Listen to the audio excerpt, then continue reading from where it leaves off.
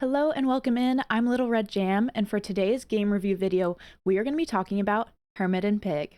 Now, I wanted to do this little disclaimer up front. My game review videos are pretty low on gameplay, and that's just because I myself am a player who likes to discover new things about a game for themselves, but I still sometimes want to know what other people think about a game, or if I might want to play a game. And so I kind of make game review videos geared towards similar players to that. It's kind of like a written review but in video format, but I really dislike writing, so here we are. I do oftentimes have a lot of video recordings or streams on my archive channel of the gameplay. So if you want to see more of the gameplay, you can go to those videos and kind of skim through them, see some of the gameplay. But as for this review video, I'm more just going to be talking about the game and what I think of it, how I felt about it, rather than showing a ton of the gameplay. It'll probably be similar to the amount of gameplay you'd see in a trailer to respect the players and provide a review for the players who don't want a ton of the gameplay spoiled for themselves. Now, Hermit and Pig is a RPG adventure game with pixel graphics and turn-based combat. It is relatively story-rich. You are a hermit named Hermit, and you have a very adorable, trusty sidekick Pig, who is a pig named Pig. And as the name implies, you're a hermit out in the woods and you forage for mushrooms and you live in a little house and you have your setup, and you get approached by someone from the town basically saying that some things have gone on in the town and the townsfolk need your help. And sort of the underlying themes of the game are that you are fighting against some corrupt corporations. That kind of then drives the story. The game is split up into some different, I guess you could call them chapters, but they're defined by areas. And so when you reach a new area, you have a map for that area, and it sort of encompasses a chapter of the story. So I think the game is broken up really well in that regard. It kind of reminded me a bit of the game Eastward, if any of you have ever played that. But something that I felt about Eastward is that, to me, it felt like it was drawn on a bit too long for what it was. And something I really appreciated about Hermit and Pig is that I feel like it was a really good length for what the game is and what it's trying to do.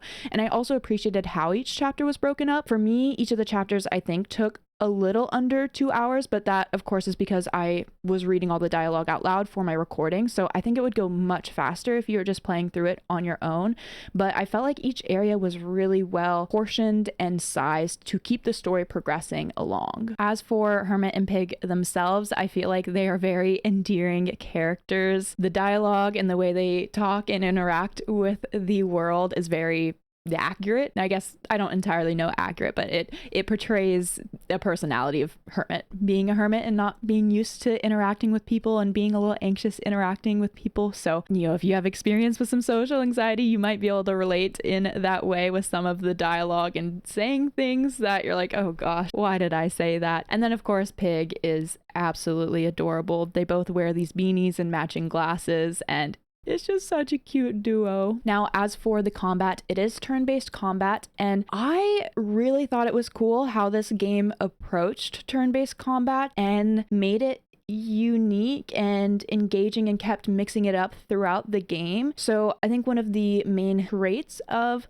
the combat in this game is that there is a timer. Just like right off the bat, like the turn-based combat is timed, so you only have a certain amount of time for you to choose and pick a move. So, I think turn-based combat can often feel a bit slow, and having the timer was a way to make it feel kind of quick and engaging still. And then there's also an aspect of being able to try to like block or dodge or defend against enemy attacks with just like a bar that's moving back and forth, and you have to try and hit it in the right area to get the most defense or block or defend or whatever it might be. So I really appreciated the way this game approached its turn-based combat in adding features that kind of make it feel a little more real-time or put a little more pressure on the combat to make you be thinking fast, making decisions fast, and not allowing itself to kind of fall into some of the traps and pitfalls turn-based combat can produce or engender. Another aspect of the combat is that for Hermit's moves,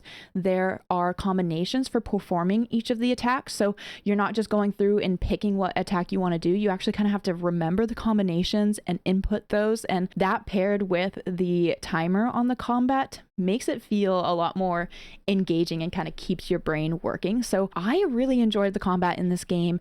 And then as you progress through the game and through the story, there are new features to the combat and new layers that you unlock. And so it keeps the combat, even when you might be getting used to a certain feature or pattern, then you'll unlock a new layer and have to kind of readapt and like relearn something or engage with it in a new way. So I feel like hats off to how this game did its turn-based combat. I really enjoyed it, and I think it made it like if you're usually a little hesitant about turn-based combat, I think this game approaches it in a way that makes it still feel engaging. Now, granted, if you like turn-based combat for just being able to have the time to think about your moves or to be able to just click a move and not have to remember patterns and combinations, this game does have settings to be able to turn off the timer or turn off some of the combinations. So you can choose how you want to engage with the combat, what you want it to look like. Now, as for the story, I think I would say that overall I liked it. I feel like I probably wouldn't say that it's like a blow your socks off story. I don't think you would necessarily play this game specifically for the story. Hermit and Pig felt more to me like you would play it for just the combination of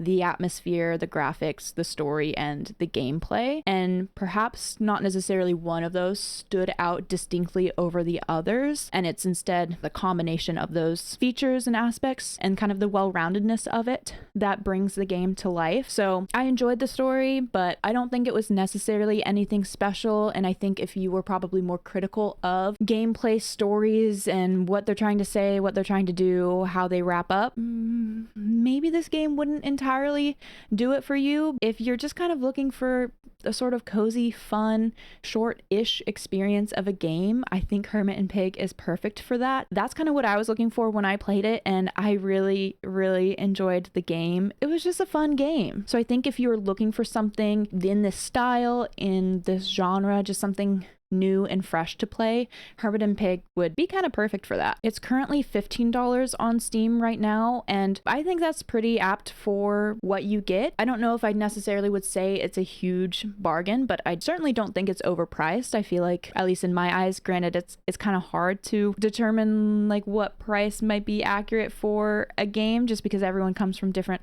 walks of life on what they feel like they can afford for a game. But I do feel like comparing this game to other ones out there and other price points out there, I feel like it's pretty well priced for what you're getting and like the length of gameplay and the quality of gameplay. If you've played this game, I would love to hear what you think. If you end up trying this game, come back and let me know what you thought of it. I'd love to hear more thoughts and what people thought of the game, how they interacted with it, and kind of compare that with my own thoughts. So if you've gotten this far, thanks for watching. I appreciate you being here, and I'll see you all next time.